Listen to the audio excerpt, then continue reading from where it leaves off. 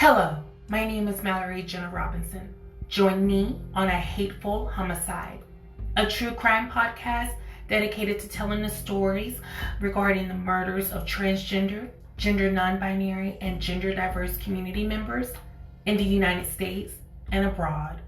This is A Hateful Homicide.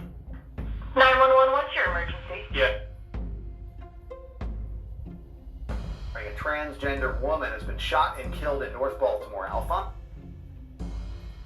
In the U.S., trans women of color have a life expectancy of just 35 years.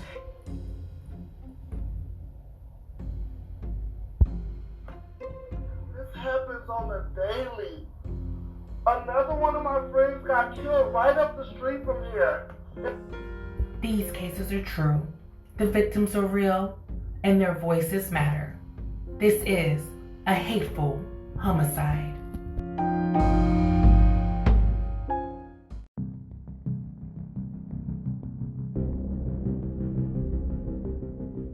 The murder of Rita Hester. Saturday, November 28th, 1998, Allison, Massachusetts. Warning, the following content you're about to listen to will contain evidence of misgendering. Listening discretion is advised.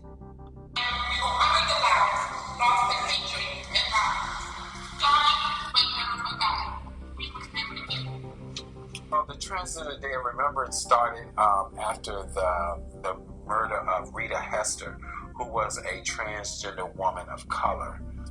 So since then, over 200 cities come together to commemorate and remember those who have lost their lives as victims to violence, but also remembering those who are victims that are living.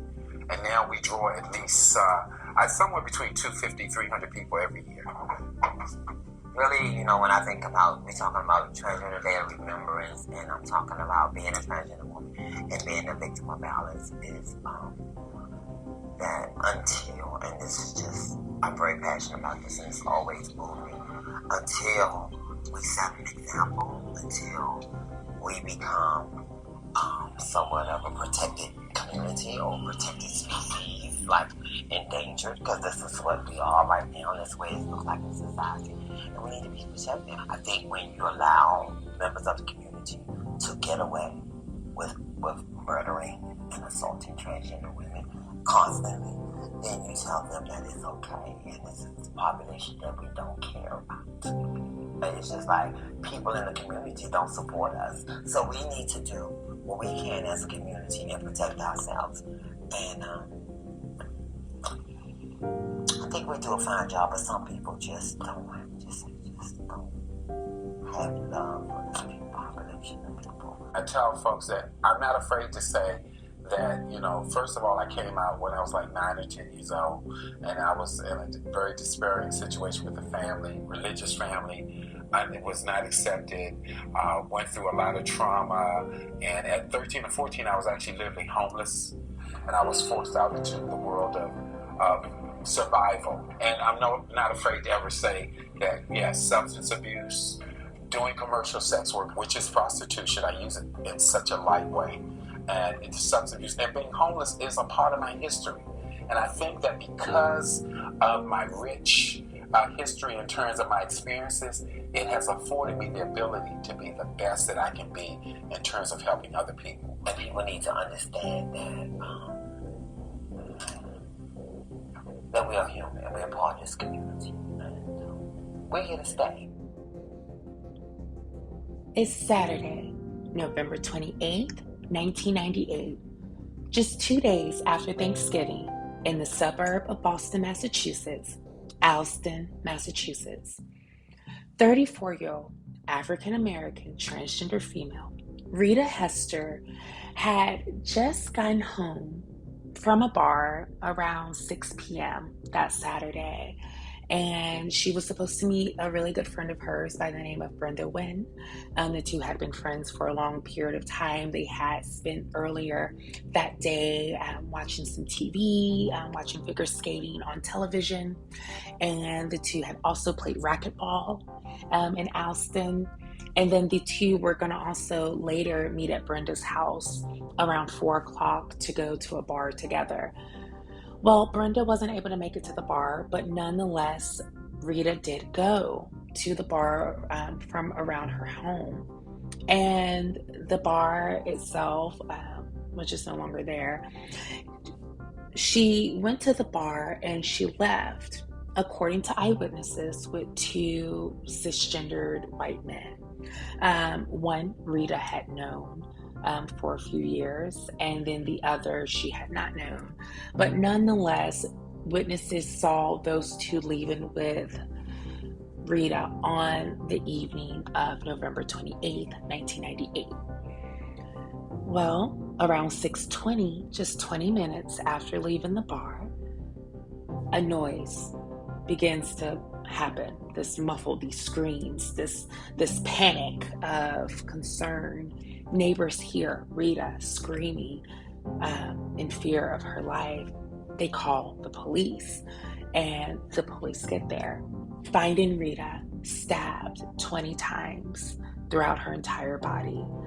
She was still alive at the time that the paramedics arrived, and she was immediately, and I mean, and this is where some of that truth and fiction comes in at, because there's been reports where they have been stated that she was immediately taken care of by the paramedics, and then there's been reports where it took a while for them to get in there to even get to Rita and treat her.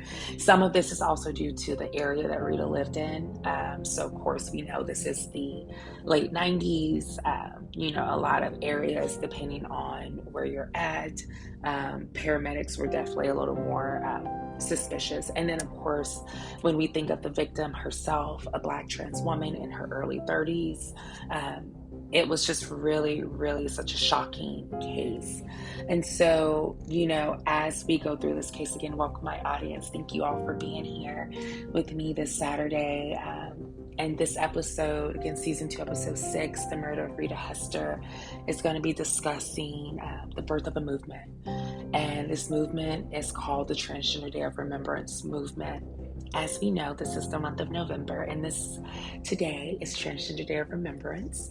And so again, we want to just take a moment and remember Rita, and we also want to take a moment and acknowledge that Rita's hateful homicide was the catalyst for what we know throughout our community as trans folks, as well as our cis allies who may be joining us. Transgender Day of Remembrance, TDOR, occurs every Saturday, November 20th of each year. And so you can guarantee that this is going to be a time that community gets together to acknowledge those who are no longer here. But we also have a whole entire week called Trans Awareness Week that begins November 13th and ends around November 19th. So it gives you a lot of information on the community as a whole, what the trans identity looks like, how we express, statistics, you name it, just amazing people who do a lot of work in the community. And then, of course, those who are no longer here for Transgender Day of Remembrance. As we go through this case, again, Rita's case is really heartbreaking, because you think of the life that she had and how her life was cut so short. Just, within 30 minutes of leaving a bar, having a good time, following Black Friday, and she is murdered, stabbed 20 times.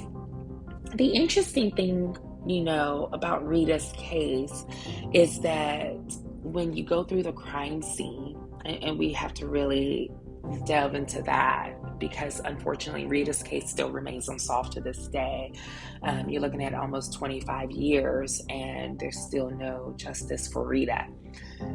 At the crime scene, when paramedics did finally go in and they did remove Rita's body, and she was transported to the hospital where she was later pronounced dead, the investigators for the Boston Police Department specifically noticed that there were no signs of forced entry. They also noticed that there was nothing stolen from Rita's apartment. And again, there weren't technically any suspects. While there were two men, and one of them were interviewed, the one that specifically knew Rita, and he stated that they just walked her home, that they never went inside of Rita's home. So again, the law enforcement took the word of this friend of Rita's acquaintance, and that was Ed. His identity has remained anonymous, and we do not know exactly who that friend was.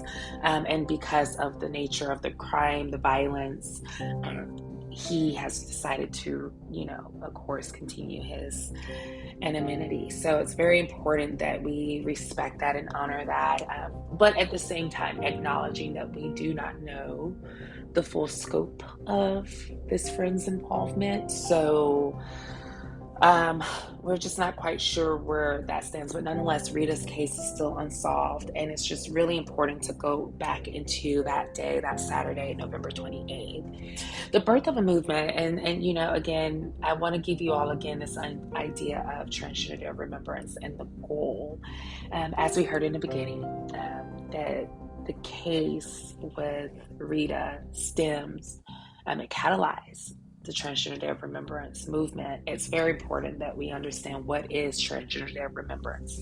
What exactly is TDOR? Why do we celebrate this? An individual by the name of Nancy Nangeroni, a huge trans advocate and activist in Massachusetts, around the time that she was typically the guru for law enforcement would go to in Boston, specifically, or Massachusetts, for I guess like a liaison sort of community member that they could reach out to and get resources and input from. And so Nancy serves as that still to this day. She's also on the steering committee for a lot of great things out there in Massachusetts. But one of the things that really pulled her when the investigators brought her in regarding Rita's case was to really get an understanding of who Rita was, this violence against trans women of color, especially Black trans women, but then also how do we acknowledge this epidemic, this pandemic, this violence, this trend. And so Nancy, along with others, came up with this remembering of the dead. We know, especially in other cultures, this is very common to remember our fallen. And so Nancy wanted to make sure that that was included in a tradition for our trans community members who are no longer here. And that is how Transgender Day of Remembrance kickstarted. So we have to also go backwards a little bit, 3 years before the hateful homicide of Rita Hester, into the hateful homicide of Chanel Pickett. Now, you may be asking yourself, Chanel Pickett, who is Chanel Pickett? Well, she is a 23-year-old Black trans woman who was murdered by a 30-plus-year-old white cisgendered man by the name of William Palmer on November 20th of 1995. Rita's death happened on November 28th of 1998. And as a result, we have to take a look into how these cases correlate with each other. When Chanel was murdered on November 20th of 1995 by William Palmer, Rita spoke up about this. She was very fearful, especially because the trial for William Palmer occurred in May of 1997, so just a little over a year before the hateful homicide of Rita Hester. But as she followed this trial back in 1997, again, just a year prior to her hateful homicide, she really, really wanted to express her concerns for justice regarding Black trans women and how and we've covered, we're in 2 seasons, and we've seen how some of these cases, especially cases like Chanel's and Rita's and others, where there is no justice served. And so Rita's Spear, reviewing Chanel's case, and also an interesting fact is that Chanel was also a twin had a twin sister by the name of Gabrielle Pickett, who was also a Black trans woman as well. And there's been rumors that Gabrielle was murdered in 2003, though there hasn't been any evidence to support that, and there hasn't been really much evidence of Gabrielle since around 2003. But again, this gives you this context of where Rita was around the mid and late 1990s regarding her own safety as a Black trans woman, following the Chanel Pickett homicide, and then also, unfortunately, her own just 3 years and 8 days after the hateful homicide of Chanel Pickett. So both of these cases really came together to increase and raise awareness for how we associate Transgender Day of Remembrance. Both of these homicides occurred in November, and they both resonated because they affected a community that is often plagued most by the homicides, which is Black trans women. And so, Nancy Nangeroni and others wanted to make sure that Rita and Chanel and others, their names would be remembered. And so since, the early 2000s, we have been remembering those who are no longer here through Transgender Day of Remembrance, through remembering our dead. And this has continued to grow and expand into cities throughout the United States, throughout, just throughout the country. And it's been such a great turn of events to see. And though it doesn't apply to every state, we know that there's still a lot of prejudice and discrimination towards trans people in states, and there's state laws that have this in place. So unfortunately, TDOR is not acknowledged as really represented in every state, but it has grown in a lot of major cities to really have such a visibility that even those in smaller spaces and rural spaces, like myself from Alabama, born and raised in Montgomery, Alabama, we would have still that access to understanding what TDOR is. And so again, I'm very thankful to those who helped make TDOR not only just this idea, but an actual event that occurs every year, and it's occurring today. There are going to be amazing events honoring those who are no longer here today. I encourage each and every one of you to tune in. If there's the city of West Hollywood, there's amazing TDOR events throughout the entire U.S. Please YouTube, Google, Facebook events, IG events. You can find something. This is a really great way to make sure that we are seeing the names of our siblings who are no longer here, and especially our Black trans women who are no longer here, our sisters. And again, myself, who identifies as a Black trans woman, and seeing Rita's case and hearing about Rita's case and hearing about Chanel's case, like so many others, I can't help but personally feel pulled to this. And as an advocate for someone who speaks so heavily on TDOR and Transgender Day of Remembrance and what it means to be visible as Black trans women, it is so important that we continue to say the names of Rita, Chanel, and those who are no longer here. And, speaking of Chanel, I want to just take a moment and go into a little bit of context about Chanel Pickett's case, as well as her interaction with William Palmer. And again, tying that back into Rita Hester. So I'm going to share a little bit of audio with you all just to give you a little bit of context of how Rita was feeling, but also, again, a little bit into the Chanel Pickett case. With pronouns included, and leave it as that, while others want their outside to match how they feel on the inside. Take Chanel Pickett and Rita Hester, for example. Yeah, we would buy lipsticks and she'd find them in our coats. And we wore eyeliner since 6th grade, so it's not like anybody wouldn't be able to tell if you had eyeliner on. You know what I mean? And we were, a lot of times when we went down the street, people just thought we were girls. Though their birth certificate said male, neither Chanel nor her twin sister Gabrielle Pickett considered themselves as such. Dressing up in dresses and heels as early as 7 years old, they continued to blossom their gender identity, fully encompassing their womanhood by the age of 13. At the age of 14, their mother found them at the Gay Youth Center and turned her back on them, placing the two into foster care. Despite her bitterness towards her children, Gabrielle stated on the Judy Jones show that she had no ill will towards her mother.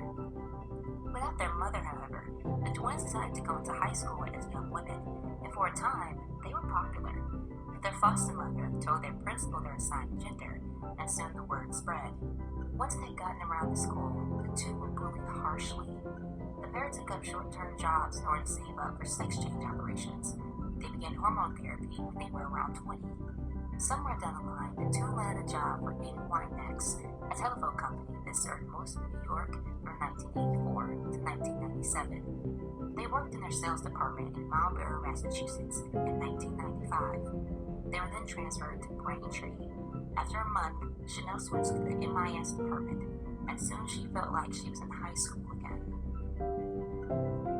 In the MIS department, Chanel worked under Deborah Shea. It's unclear if Shea was abrupt with Chanel upon first meeting, but Chanel felt uncomfortable around her new boss.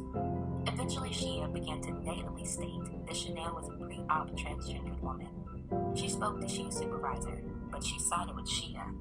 6 weeks later, Chanel was fired. The excuse for her termination was an incident between her and Shea. A month afterward, Gabrielle left the company. Out of work, the sister decided to live off of boyfriends and admitted to turning a few tricks to make ends meet.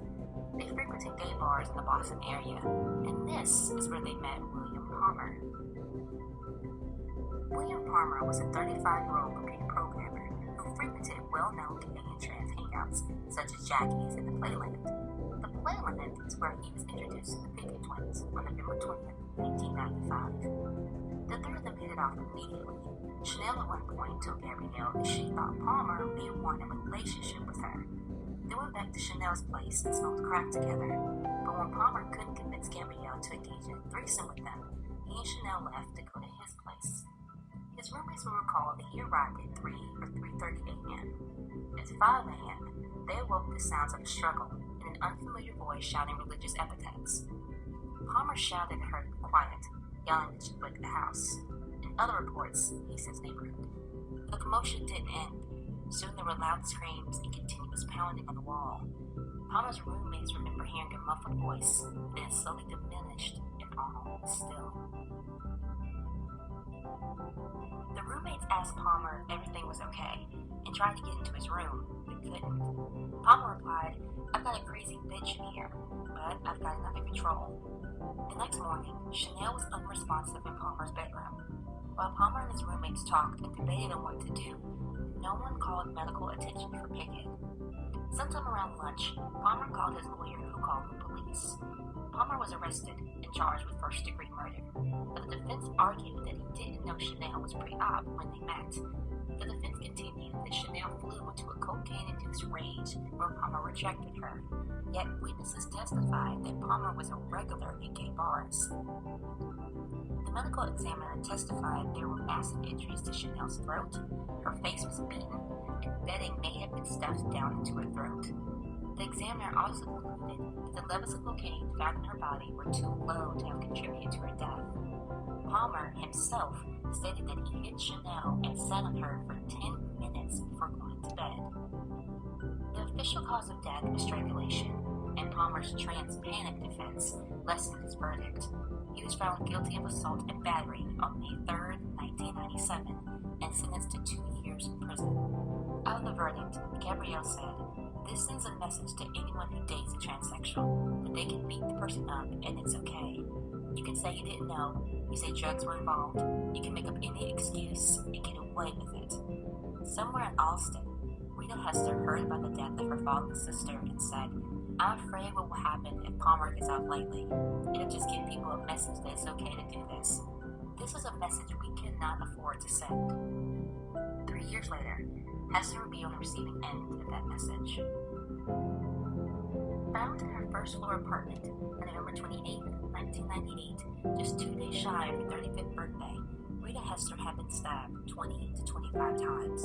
Miraculously, she wasn't dead, but on her way to the hospital, she had succumbed to her injuries. The call came in around 6:20 p.m.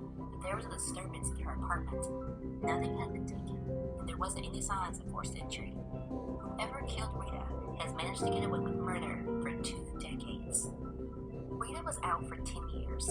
She was a rock and roll musician and performer who danced at places like Jackie's. She was infamous and was flooded with love wherever she went. People described her as ebullient, glamorous, and a sister thief friend with attitude. She was statuesque, setting 6'2", with long braids down her back. Of all the people who knew her or heard of her, there wasn't a negative statement made about her, but the newspapers were a different story. Both Chanel and Rita's deaths were mentioned in articles and television spots, but seldomly were they reported as women. They were judged for their appearances, their birth names spoken, and their extracurriculars shamed. Like Chanel, Rita also lived off boyfriends, using the alias Naomi, but it's unclear if that played a role in her death. Rita was last seen at Allison Silhouette Lounge, and 2 men, one she knew, followed her from the bar. Whether one or both of these men killed her or knows what happened that night has never been determined. The outcry of rage and support for Rita was apparent, and when Gwendolyn Ann Smith, a transgender woman and activist, found out about her, she had to do something. And again, as you could hear, Chanel's death sparked Rita to be afraid for her own safety. They both occurred in Massachusetts. And it just really, really just breaks your heart because, both of these women lost their lives, around the same time. But I want to take a moment and also talk a little bit more about who Rita was as well. And so, to give you a little bit more context, Rita was murdered on Saturday, November 28th, 1998, just 2 days before, again, her 35th birthday. She was born on November 30th, 1963, to Kathleen Hester. She had one sister named Diana Hester, along with other siblings. And Diana has expressed that she's always been very supportive of her sister, that she knew early on that her sister was trans. And even though from an interview just last year, along with Hester's mother, Kathleen, they, talked about Rita's childhood, about growing up in Hartford, being one of 5 children, that how she always was a protector to Diana, her younger sister, and that she was typically, again, very feminine. You could hear in some of the audio that she was 6'2", very bubbly. No one had a bad thing to say about her. And then around the age of 22, and she moved to Boston. And so that is where she really thrived. And again, you heard where she performed at Jackie's and other spaces like that. And so, like so many of us as Black trans women, if we do not get access to employment, then survival sex is what we turn to. And so Rita, Chanel, many others, won't be the first, but this is what happens. And this is why, again, it is so important that we tell Rita's story and Chanel's story, so that way we can start to reduce this employment disparity that we see, so that way our trans women of color, our trans folks of color are not unemployed. And therefore, and if survival sex is what you want to do, absolutely go right ahead. But if it isn't, right, we need to make sure that we as a community, as an entire community, can do our part to raise awareness, to show that how our trans community members are being discriminated against for jobs, and therefore are turning to survival sex in order to have an income. And then, of course, we see far too often this ripple effect of homicide and then this panic defense, like in William Palmer's case. And even though we don't even know who committed the hateful homicide of Rita, if they had been found and captured and tried, would they have pled the same? Because we know that this has happened in other cases. And then, of course, at this time in the late 90s, early 2000s, we have to also take a look into the fact that there was no law for trans people, especially when it came to hate crime. Rita's case, again, this is 1998. So to give you a little context, into another one of our fallen members of the community at that time was Matthew Shepard, a white cisgendered gay male.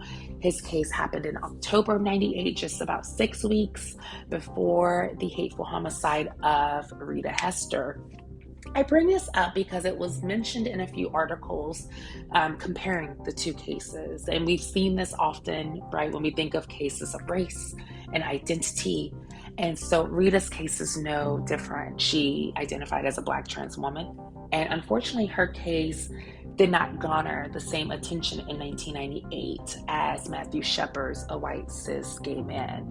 And so we have to take a look into the awareness that goes into cases. And again, that's why Trans Awareness Week is so pivotal. That's why we do it from November 13th, really until I will say the 21st, just because even including at TDOR, but because when we have Rita's case, we have Chanel's case, you know, we have this time of year, the holiday, and how so many times our community don't get to celebrate that with families. So really, Trans Awareness Week is an encompass of remembering those who are no longer here, raising awareness for those who are here, and the stigma and the statistical data that supports the stigma and discrimination that we face.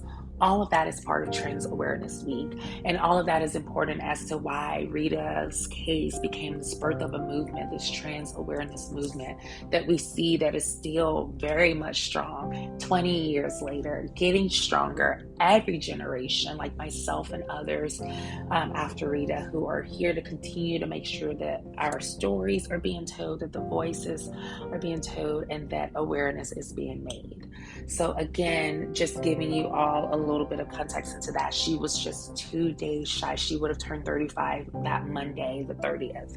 And so, you know, Rita was already getting ready to plan her 35th birthday. She was actually going to do a birthday gathering with some friends, which was one of the reasons why she went out on the 28th, was to do like an early celebration with her friend Brenda. And then she was also going to do like the following weekend, like a birthday gathering as well, the first weekend of December. So she had already started to kind of kickstart her birthday weekend when this hateful homicide happened again on Saturday, November 28th, 1998 at 6:20 p.m.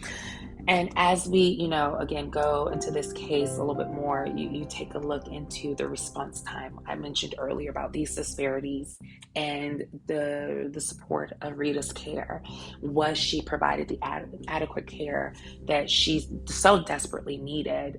Can we say for sure if this would have saved her life?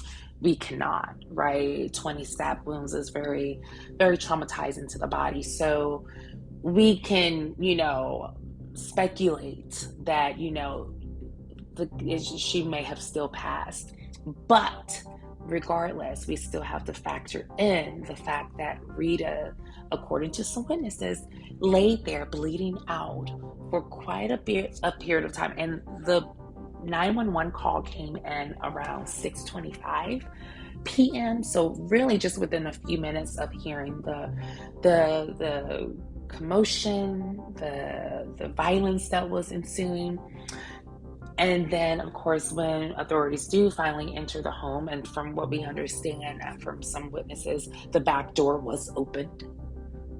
So there was no need, and they had, you know, placed this perimeter around the home. And so there really was no reason why, according to the witnesses, why paramedics couldn't have just went through the back door and rendered aid, or at least tried to render aid a lot sooner. But apparently they went through the front door, and then, you know, it just took longer, and then they discovered her gender identity. And we're going to talk about another case that's loosely similar to this, but a little bit more into, we have to get into cases where we talk about what happens when a victim is trans and then the medical staff does not provide care, especially when that victim has been the victim of violence, homicidal violence, battery, you know, assault. And so when law enforcement and paramedics, we know already with law enforcement how the response can be, but when we think about the paramedics and being able to render aid,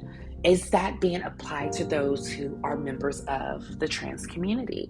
And unfortunately, in Rita's case, and like so many cases, even still to this day, there is a lot of discrimination that happens.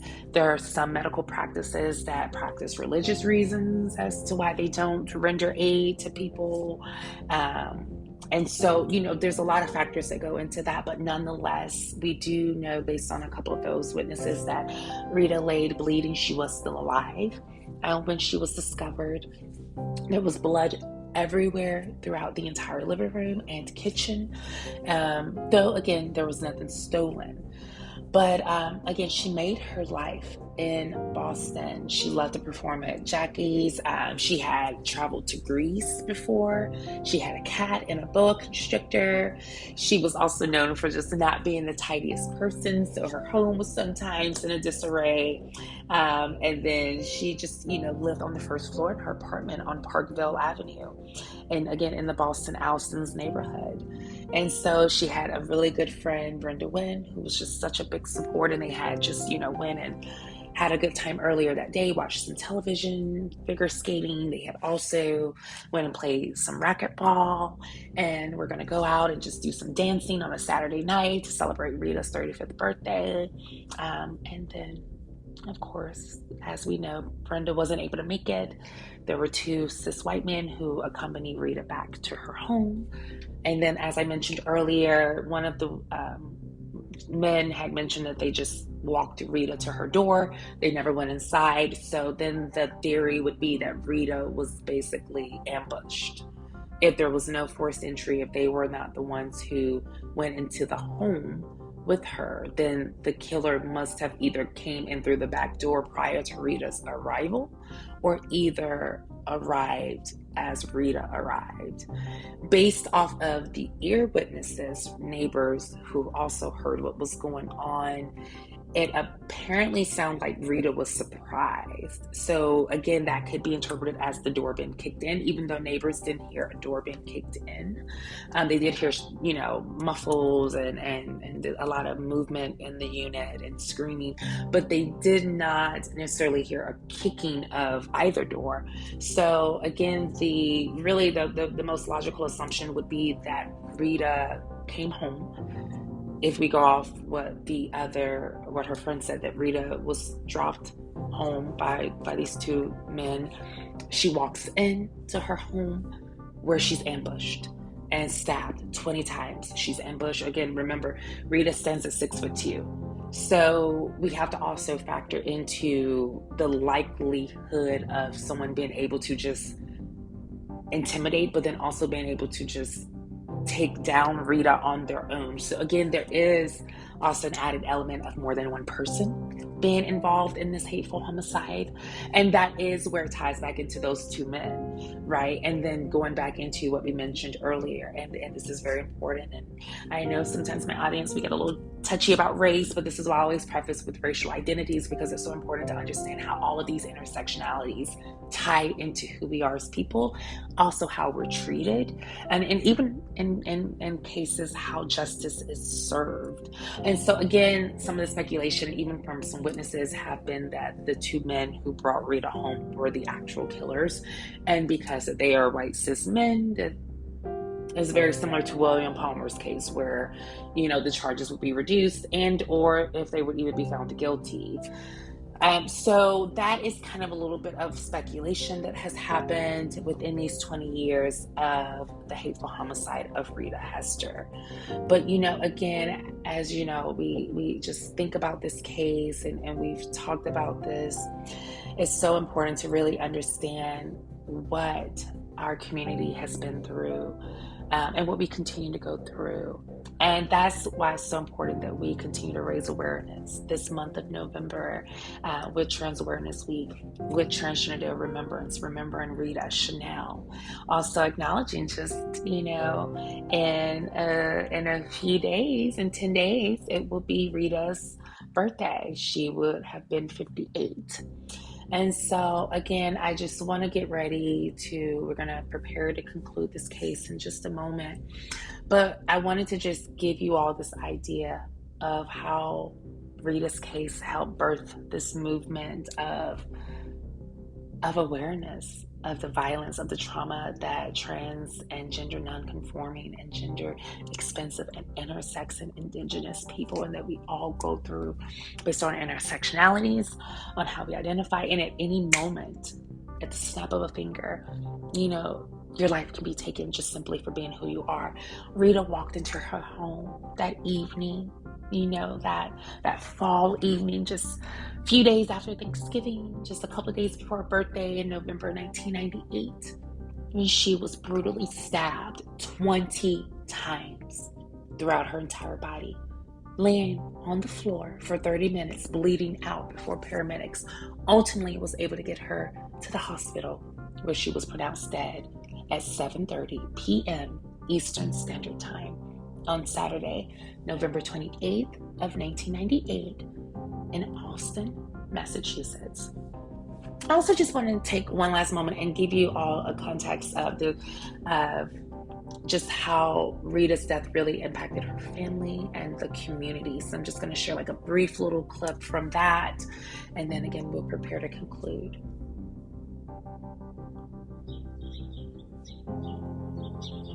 If it don't get stopped now, eventually it's going to be someone else. There are too many of us getting killed. He was Rita, and I respect him as Rita, and I've lost part of me. The killing must stop. It just hurts me.